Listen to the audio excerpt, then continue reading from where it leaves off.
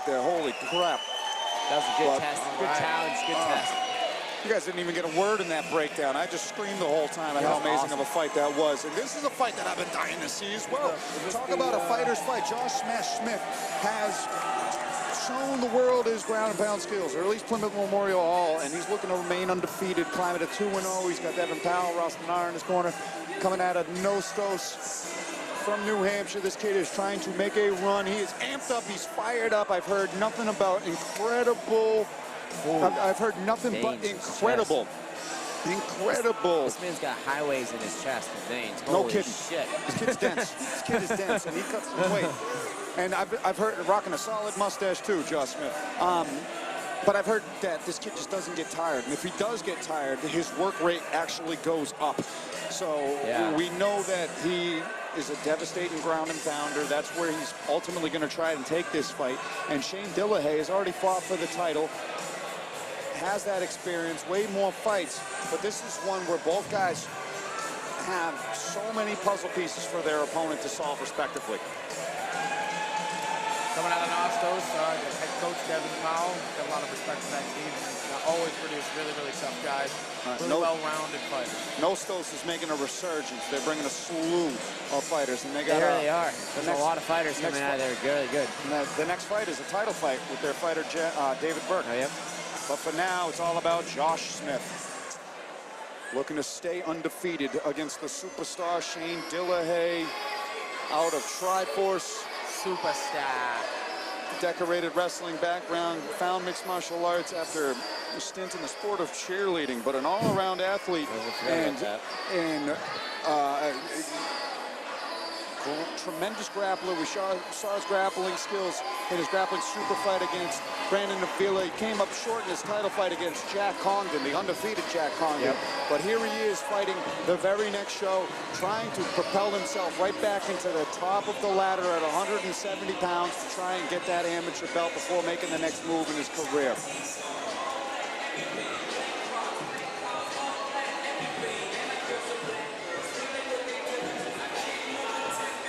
John Duma, Pete Jeffrey in the corner. Shane Dillehay.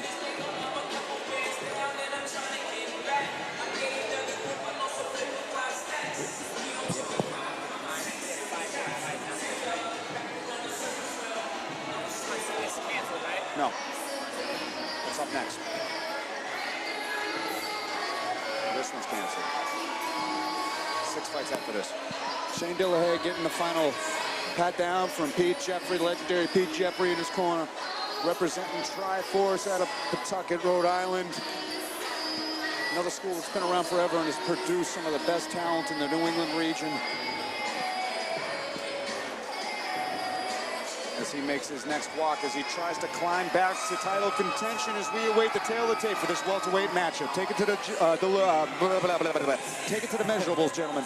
All right, Josh Smith coming in at 25, Shane 2 years his elder. Both men coming in at 170.5 pounds. The reach is equal. Josh Smith just an inch smaller than Shane, so it's just about even everywhere. This should be a good one. Here we go. Andy with the official call.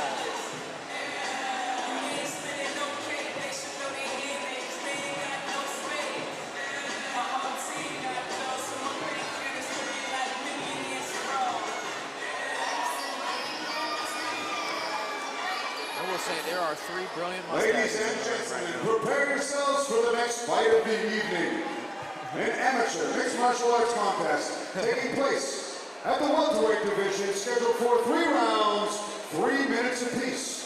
Introducing to you first, in the red corner, holding an amateur mixed martial arts record of 1 victory and no defeats. He stands 5 feet 9 inches tall, and he weighed in at 170.5 pounds. From York, Maine, he's representing Nostos. Let's hear it for Josh Smash Smith.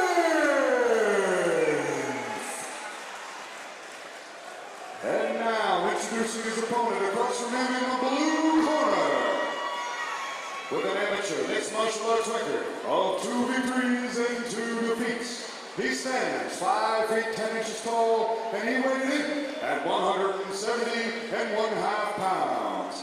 From Providence, Rhode Island, he's representing Triforce. Let's hear it for Shane, the Superstar Dillehay. When the action begins, our referee in charge of this matchup is Brian Miner.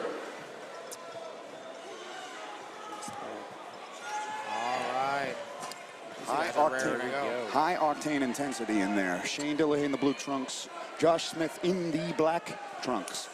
Should be a matchup for the ages. Big right hand into a double leg early, but look at the counter wrestling from Shane Dillehay off of that. Nice kick. Right away. Smith looks to have a little bit more nervous energy, trying to get that out. Once he settles in, he'll find himself. We had one fight, got finished in the first round. It's been a little while, so it's going to take a minute to get those jitters out. There you go. He's shooting in there a little early. Dillehay is very measured. You know, it's taking his time. He knows he doesn't have to rush. Good pressure here from Smith. You don't want to get your head lower than your opponent, though. You want to get that chin right into his jawline. Pardon me, your forehead, right into his jawline. You're not going to get anything from him. This is just going to be a stall position. Using a lot of energy as well, trying to hold him from not having your hips going in the right direction. All Dillehay needs to do is have a really good whizzer here. Get that underhook position. And he's doing a good job keeping him. Nice. The way to switch positions. I love that up on the chin, keep him away. Yeah. Yes. Good frame. It's really good tool. Yep. Especially when somebody has double underhooks on you, if you can sneak a palm in the chin and just press up, that is a very underutilized maneuver. Oh, nice got him away too. Really see that Josh Smith wants to get this to the ground. Shane Dillehay landed some good shots in that exchange, though. Good uppercut. Sticking with it, though. I like that. Right in front of us. Scrambles here, Josh Smith. Good head position from Josh Smith. Dillehay in with the whizzer again, which proved him well last time when Smith was in this cage control. He's just making him carry him right now. If he's here, he could use that underhook that he's got here on his near side. Start hooking that leg out. Maybe start going for some trips, or just get him. You know, just pull him off the cage a little, get his hips away. And Dillehay doing a good job of building the front. Nice body kick from Dillehay there. Nice flurry and a duck under. Just good pressure here. Yeah, Dillehay really piecing together. Just crazy pressure. He's making his opponent panic. There it is. Never letting him set his feet. Good work. Smith throwing winging shots to try to slow down the pace of Dillehay. But Dillehay doing a great job measuring himself, resetting, and not blowing his, blowing his wad too quick.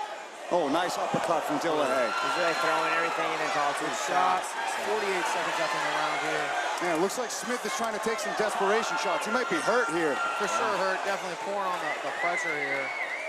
Now Dillehay in control. Looking for a finish here. Shane Dillehay with the first round TKO. Just put on a barrage on Josh Smith. Had him backing up, had him shooting from weird angles at weird times, and then when he was able to control and land a barrage of ground and pound. Finally, he climbs above 500, climbing to 3-2 as a record, and Smith suffering his first loss. But man, what a tough kid Josh Smith is. Wouldn't quit. A few minutes of an intermission, so nope. And by the way, he looked so calm and reserved. He looked like throwing there. Calculated. Absolutely. Oh, he was waiting to see if Josh Smith could get him to the ground. Once he realized that he couldn't, he started pouring on the pressure, pouring on the madness. He needed a fight. He just stepped forward. He came swinging, hitting hard shots, and he got underneath him a couple times, but Yep. And unanswered strikes. It looked like Smith kind of like folded just a slight bit there, and that was enough for the referee to see in an amateur fight to call the action, especially after the barrage. Because Shane Dillehay was taking him corner to corner to corner to corner to corner. Brilliance of that is that he never let Smith set his feet so he couldn't get a shot off. Even if he wanted to get under him, he couldn't set his feet to shoot. And it was just a really good game plan there. Good read there. Absolutely. All right, and Andy in here to get the decision official.